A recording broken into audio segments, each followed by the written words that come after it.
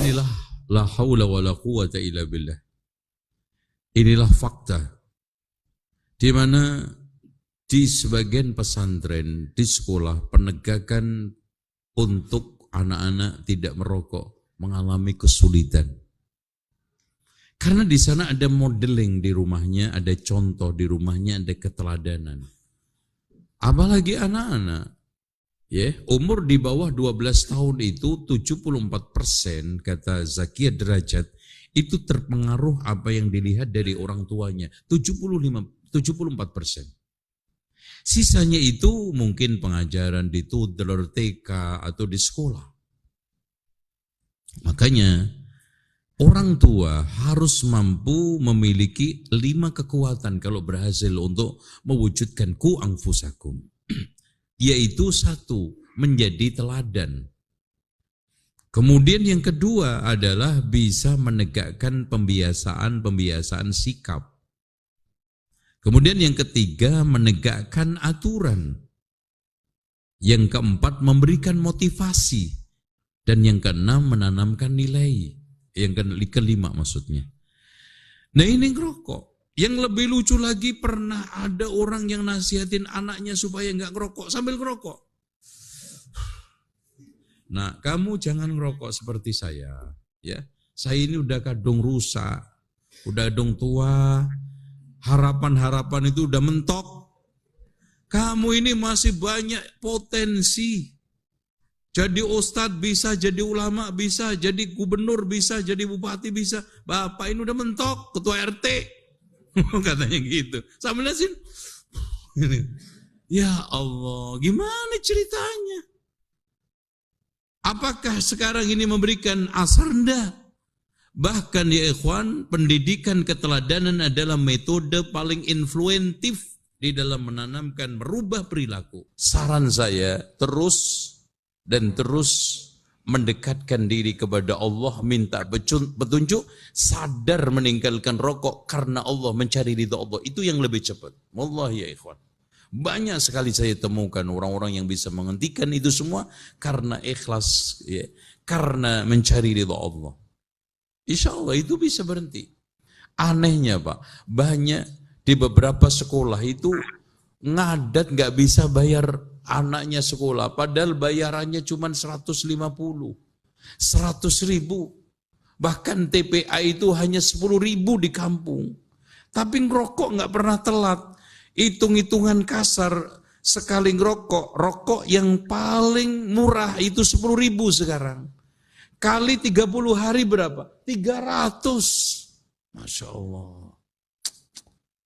Anehnya katanya miskin. Anehnya ketika ditanya kenapa Pak bayar sekolahan ngadat. Katanya begini begitu. Ngerokok gak pernah lepas. Memang berdasarkan penelitian Pak. Perokok itu paling betah dimarahi. Paling betah diolok-olok. Paling betah untuk dikritik. Paling dablek lah ibaratnya. Yang penting rokok terpenuhi aja udah. Itu enggak nih. Cuek dia. Makanya perokok yang dimarah-marahin sama istrinya tetap aja cuek. Gitu aja. Itu. Habis itu merokok lagi. Itu. Padahal udah sarungnya bolong-bolong kena rokok, bajunya bolong-bolong kena rokok, kopiahnya bau rokok. Subhanallah. Coba bayangkan malaikat ketemu kan masjid. Gimana? Innal malaikah tata'adza mimma yata'adza ibnu Adam, kan kata Rasulullah. Malaikat itu terganggu dengan bau yang dimana ibnu Adam juga terganggu. Kalau kita terganggu, coba Allahu Akbar, Alhamdulillah. Baca iftitah aja itu nendang-nendangnya sampai kita itu dengak-dengak Pak. Bagaimana sekarang malaikat yang itu nempel di mulutnya? Makanya Rasulullah sampai mengatakan jangan mendekat-dekati musola saya. Itu baru bawang merah, bawang putih. Dan rata-rata Pak, orang makan bawang merah, bawang putih itu hanya 5 bungkul. 5 biji. Nggak mungkin setengah kilo apalagi sekilo. Itu udah lumping. Itu aja nggak boleh masuk masjid. Apalagi bandingin rokok. Tuh, ya. Makanya nasallallahu alaihi wasallam nggak tahu deh, udah. Banyak teman-teman kita yang kelaparan, banyak teman-teman kita yang terjerat oleh hutang bahkan riba.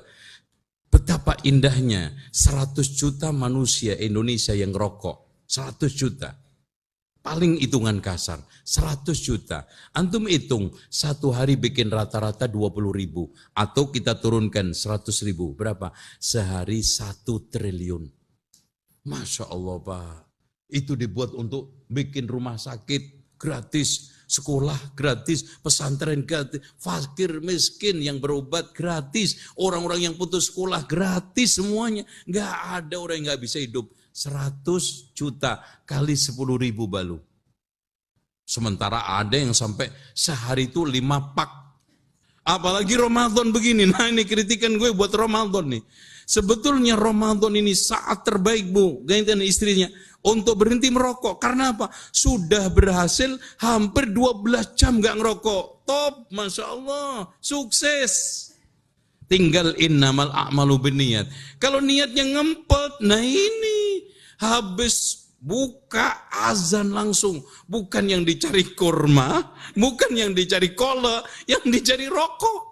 Itu kalau ada rokok yang panjangnya semeter dibeli. Dan resiko berat untuk menjelaskan itu, tapi kita harus jelaskan demi kebaikan umat, demi kemaslahatan umat. Anehnya rata-rata pemilik rokok itu nggak ada yang ngerokok. Loh, aneh kan? Karena tahu dia, tahu cara bikinnya, bahan-bahannya semua tahu. Ya.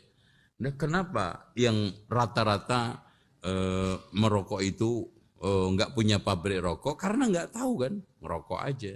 Terserah mati ya nanti urusan terakhir lah gitu kan gitu. Padahal kalau mati juga repot gitu kan gitu. Udah kadang-kadang jantung, kadang-kadang paru, kadang-kadang ini, dan potensi perokok terkena paru-paru, kanker paru-paru itu sangat tinggi sekali ya. Dan sekarang ini pembunuh nomor 1 itu sebetulnya masih dominan jantung sama paru karena rokok.